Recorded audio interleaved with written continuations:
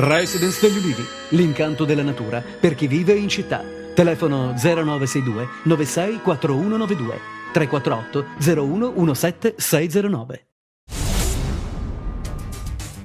Uomini del Servizio Prevenzione Crimine del Dipartimento di Pubblica Sicurezza sono arrivati a Reggio Calabria dopo l'attentato al procuratore di Landro. La squadra, che va a rafforzare il controllo del territorio, secondo quanto deciso dal capo della polizia Antonio Manganelli, sarà coordinata dal Servizio Centrale Operativo, composto da esperti di attentati messi in atto con ordigni esplosivi. Intanto, inquirenti al lavoro senza sosta dalla scorsa notte per cercare di far luce sulla vicenda.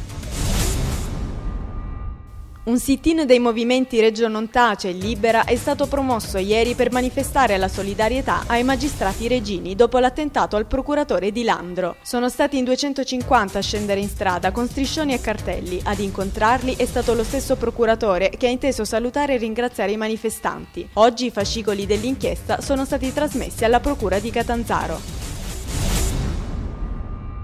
Un incendio doloso ha danneggiato l'automobile del parroco della chiesa del Rosario di Cittanova, Don Salvatore Giovinazzo. Nei mesi scorsi, in due diverse circostanze, il sacerdote aveva subito altri gesti intimidatori con lo squarcio delle gomme della stessa auto. Non è escluso che le intimidazioni possano essere collegate alla concessione alla Caritas parrocchiale di un bene sequestrato all''ndrangheta. Saranno donati gli organi del bambino caduto l'altro ieri dal balcone della palazzina dove abitava con i suoi genitori in Corso d'Italia a Cosenza. Intanto la Procura cittadina ha aperto un'indagine sui genitori di Giuseppe Sicilia con l'accusa di omicidio colposo. Dalle prime ricostruzioni, infatti, sembra che il bimbo fosse solo in casa al momento della tragedia.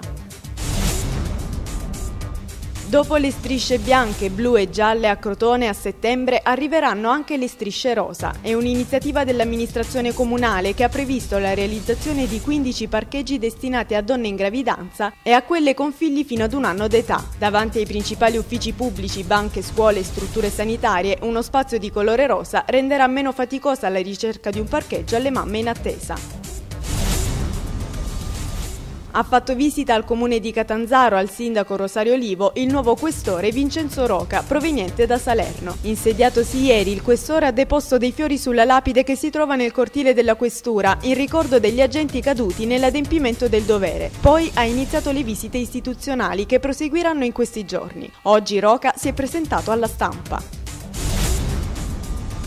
Si è tenuta nella Sala degli Specchi, come da tradizione, la presentazione ufficiale delle divise del Cosenza Calcio, sulle quali compare il logo della provincia della città Abruzia. Presenti tantissimi tifosi, l'intera rosa dei lupi e lo staff tecnico. L'assessore allo sport Pietro Lecce ha augurato un grosso in bocca al lupo alla squadra. Novità rilevante è la terza maglia, che verrà usata per i big match. Per le divise, 3 modelli atleti d'eccezione: Stefano Fiore, Ayub Daoud e Andrea Giacomini.